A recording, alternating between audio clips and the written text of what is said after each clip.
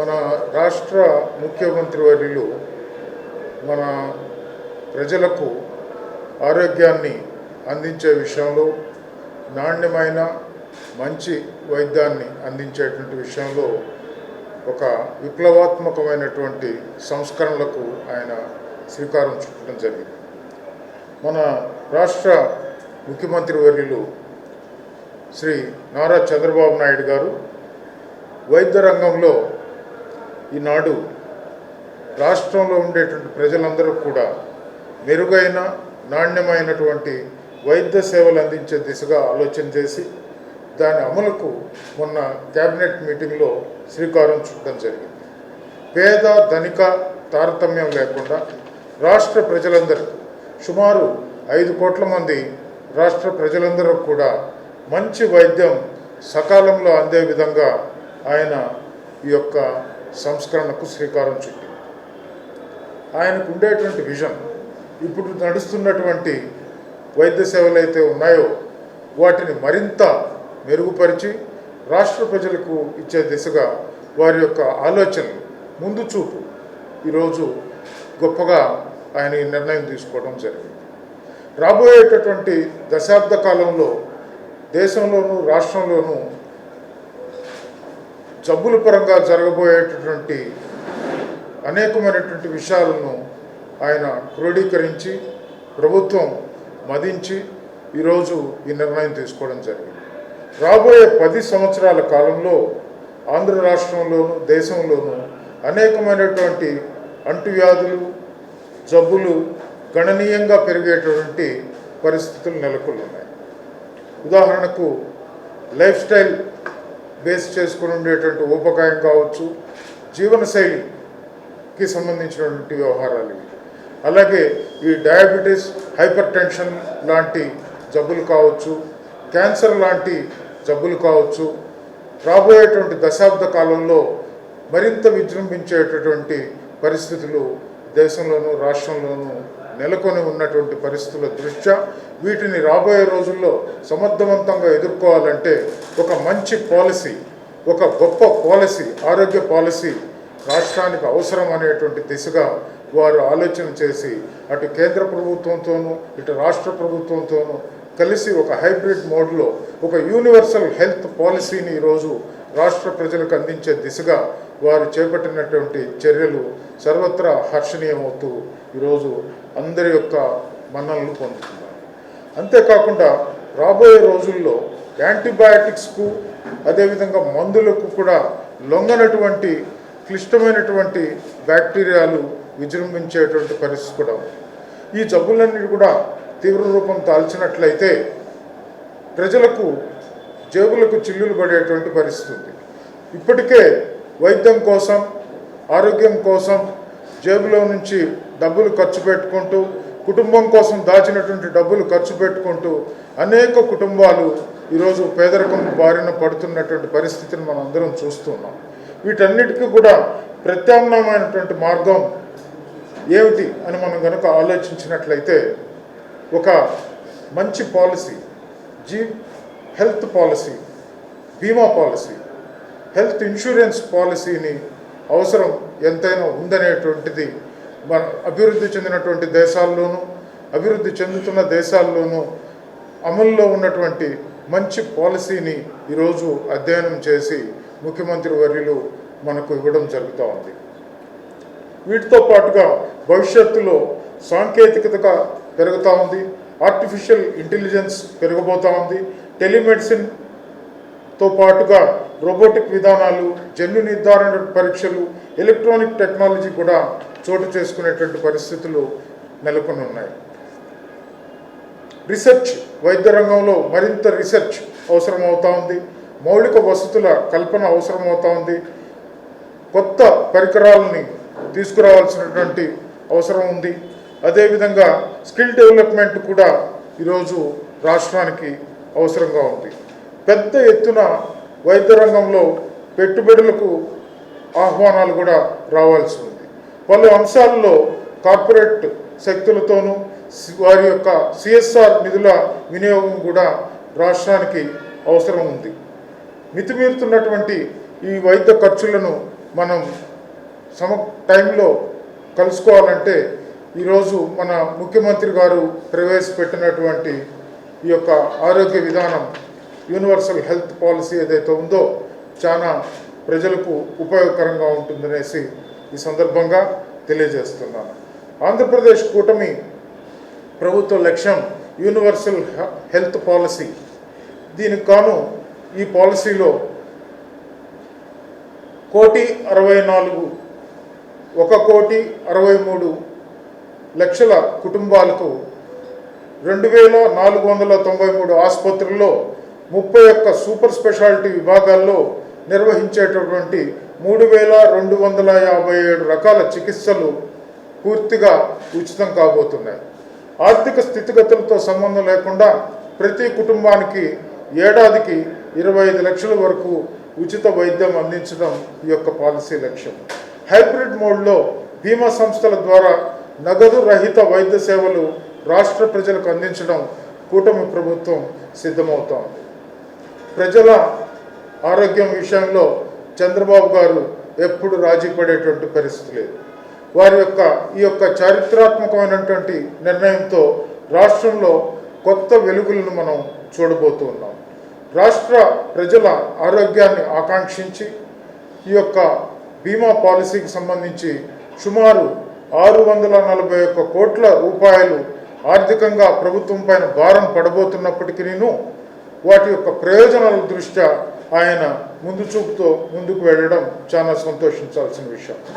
అలాగే ప్రధానమంత్రి జన ఆరోగ్య యోజన, డాక్టర్ ఎన్టీఆర్ వైద్య సేవ ట్రస్ట్ ద్వారా ఈ యొక్క విధానంతో రాష్ట్ర ప్రజలందరూ కూడా మంచి ప్రయోజనం చేకూరుతుందని చెప్పేసి కూడా ఈ సందర్భంగా మీ అందరికీ కూడా తెలియజేస్తున్నాను. ఈ యొక్క విధానం మంచిది కాదని, ఈ విధానంలో లోటుపాట్లు అనేకం ఉండేటువంటి అవకాశం ఉందనేసి వైఎస్ఆర్సీపీ నాయకులు, వైఎస్ఆర్సీపీ శక్తులు ఈరోజు ఈ విధానం పైన ఒక అవాకులు చవాకులు లేనిపోని అవాస్తవాలను చెప్తూ ప్రజలను పక్కదోవ పట్టించేటటువంటి పరిస్థితులు మనం చూస్తున్నాం. ఇది పూర్తిగా తప్పు. ఈ యొక్క విధానంలో అనేకమైనటువంటి మంచి ప్రజలకు జరగబోతా ఉందని చెప్పేసి కూడా ఈ సందర్భంగా మీకు తెలియజేస్తున్నా. మరొక రెండవ పాయింట్ ఏమిటంటే, పీపీపీ విధానంలో 10 మెడికల్ కళాశాలలను ఈరోజు ప్రభుత్వం నిర్మాణం కావిస్తూ నిర్వహణ కూడా చేయాలనేసి ఈరోజు ప్రభుత్వం తీసుకున్నటువంటి నిర్ణయం కూడా చాలా సముచితమైనటువంటి నిర్ణయం. రాష్ట్రంలో ఉండేటువంటి 10 కళాశాలలు, రాబోయేటువంటి 10 కళాశాలలు, వైద్య కళాశాలలు, దానికి అనుబంధంగా ఉండేటువంటి ఆసుపత్రులను ప్రభుత్వ ప్రైవేటు భాగస్వామ్యంలో నిర్వహించేందుకు కూడా ప్రభుత్వం తీసుకున్నటువంటి ఈ కీలకమైనటువంటి నిర్ణయం వల్ల మెరుగైనటువంటి వసతులతో పాటు నిర్మాణాలు, పరికరాల ఏర్పాటు, విద్యా బోధన, రోగులకు అందించేటటువంటి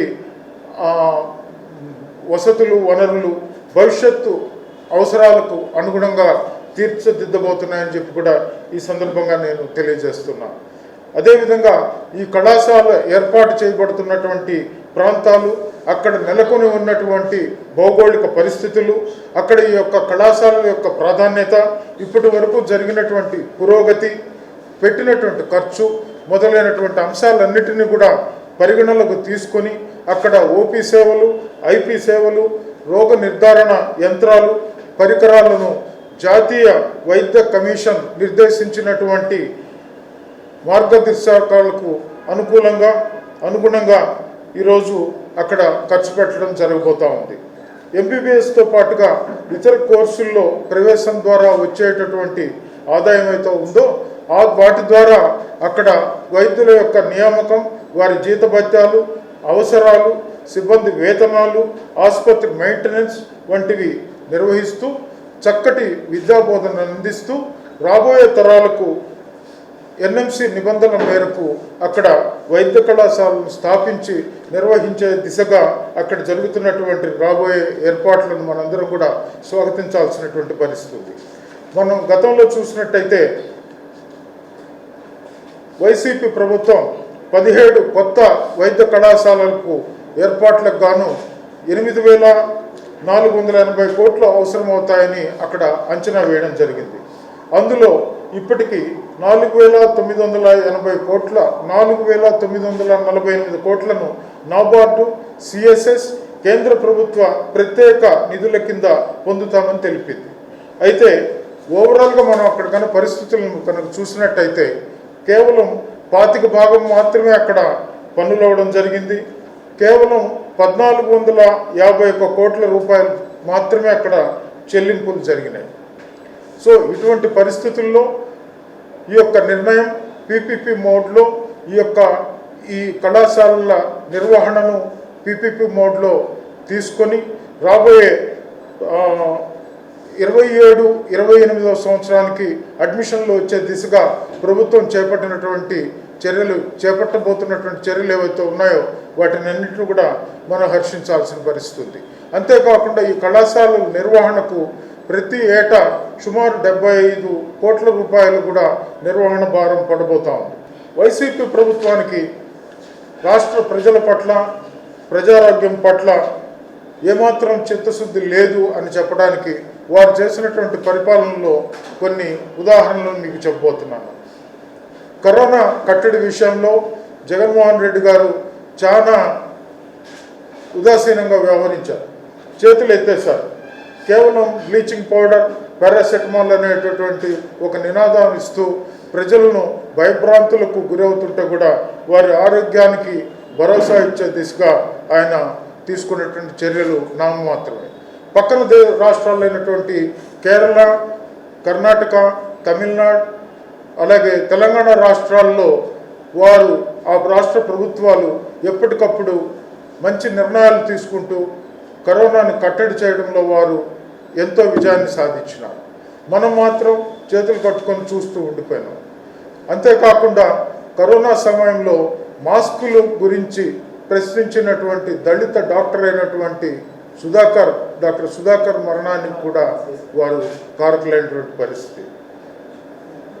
ప్రభుత్వ ఆసుపత్రుల్లో పనిచేస్తున్నటువంటి సిబ్బంది పైన, డాక్టర్ల పైన అనేక మంది వైసీపీ నాయకులు, వైసీపీ గూండాలు దౌర్జన్యం చేసినటువంటి పరిస్థితి మనం చూసాం.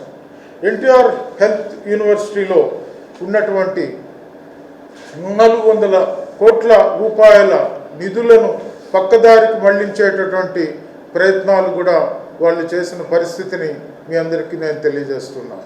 ఆ నిధులను తీసుకునే దానికోసంగా అప్పటి వైస్ ఛాన్సలర్ అలాగే రిజిస్ట్రార్ మీద వారు అనేకమైనటువంటి వేధింపులను గురి చేసిన విషయాన్ని కూడా నేను ఈ సందర్భంగా ప్రస్తావిస్తున్నాను. అంతేకాకుండా ఏపీఎంఎస్ఐడిసి ద్వారా మన రాష్ట్రానికి మందులను, యంత్రాలను, ఆరోగ్య పరికరాలను సప్లై చేసినటువంటి కంపెనీలు ఏవైతే ఉన్నాయో వాటికి సకాలంలో నిధులు లేదా చెల్లింపులు చేయని కారణంగా వారు అనేక పర్యాయాలు వారు రిక్వెస్ట్ చేసినప్పటికీ సకాలంలో వారికి డబ్బులు చెల్లించకపోవడంతో మన రాష్ట్రాన్ని వారు రెడ్ లిస్టులో పెట్టినటువంటి పరిస్థితిని కూడా నేను గుర్తు చేస్తున్నాను. దీనివల్ల మన రాష్ట్రానికి, ప్రజలకు మందులు సకాలంలో సప్లై చేయలేనటువంటి దీనస్థితికి ఆ రోజు ఈ ప్రభుత్వం తీసుకుపోయిందని కూడా నేను తెలియజేస్తున్నాను.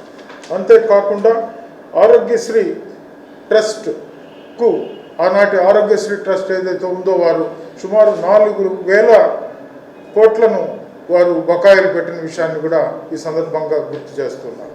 అంతేకాకుండా ప్రత్యేకమైనటువంటి పరిస్థితులు ఏవైతే ఉంటాయో అటువంటి పరిస్థితుల్లో ముఖ్యమంత్రి గారి యొక్క మానవతా దృక్పథంతో వారు మంజూరు చేసేటటువంటి ముఖ్యమంత్రి సహాయ నిధి ఏదైతే ఉందో దానిని కూడా వారు సున్నా చుట్టి CMRFను కూడా అటకెక్కించినటువంటి విషయాన్ని ఈ సందర్భంగా నేను గుర్తు చేస్తున్నాను. ఇన్ని మంచి కార్యక్రమాలను వీటన్నిటిని కూడా తీసేసి ఈరోజు తెలుగుదేశం పార్టీ ప్రభుత్వం ముఖ్యమంత్రి గౌరవ ముఖ్యమంత్రి వర్యులు శ్రీ నారా చంద్రబాబు నాయుడు గారు, అదేవిధంగా కేంద్ర ప్రభుత్వం ఈరోజు ఏదైతే ఉందో మోడీ గారి సర్కారు, అట్లనే ఉప ముఖ్యమంత్రి శ్రీ పవన్ కళ్యాణ్ గారు ముగ్గురు కూడా ఒక మంచి ఆలోచనతో ఆంధ్ర రాష్ట్ర ప్రజల ఆరోగ్యానికి, ఆరోగ్య సంరక్షణకు ఈ సందర్భంగా కట్టుబడి ఉన్నారని చెప్పేసి మీ ద్వారా రాష్ట్ర ప్రజలందరికీ తెలియజేస్తూ